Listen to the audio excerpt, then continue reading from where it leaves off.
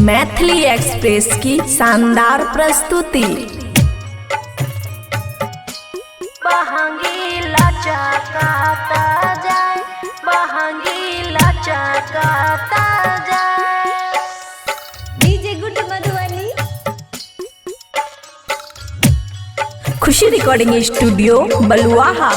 का चाही बस के बहंगिया, बहंगी लचकाता जाए, बहंगी लचकाता जाए। का चाही बस के बहंगिया, बहंगी लचकाता जाए, बहंगी लचकाता जाए।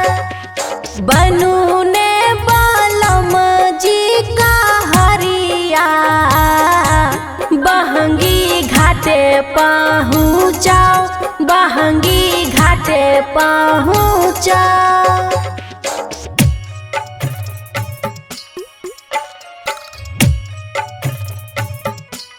बहंगी लचकाता जाए, बहंगी लचकाता जाए।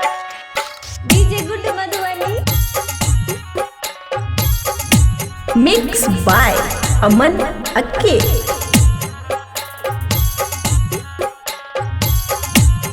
खुशी रिकॉर्डिंग स्टूडियो बलुआहा। उजे बात पूछैया बाटोहिया, बहंगी क्या करा के जाए, बहंगी क्या करा के जाए। बात जे पूछैया बाटोहिया, बहंगी क्या करा के जाए, बहंगी क्या करा के जाए। का चाही बस के बहंगिया, बहंगी लचकाता जाए, बहंगी लचकाता जाए।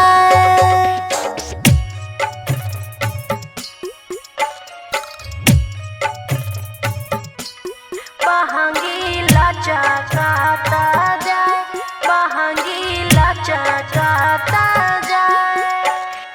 DJ good Madhubani.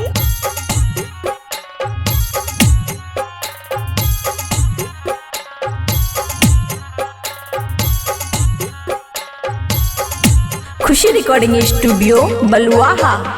वहाँ पर जे छै छठी मैया, बहंगी उनका के जाए, बहंगी उनका के जाए। वहाँ पर जे छै छठी मैया, बहंगी उनका के जाए, बहंगी उनका के जाए।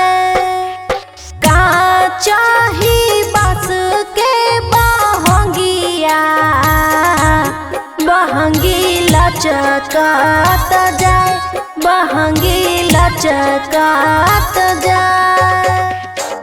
खुशी रिकॉर्डिंग स्टूडियो बलुआहा।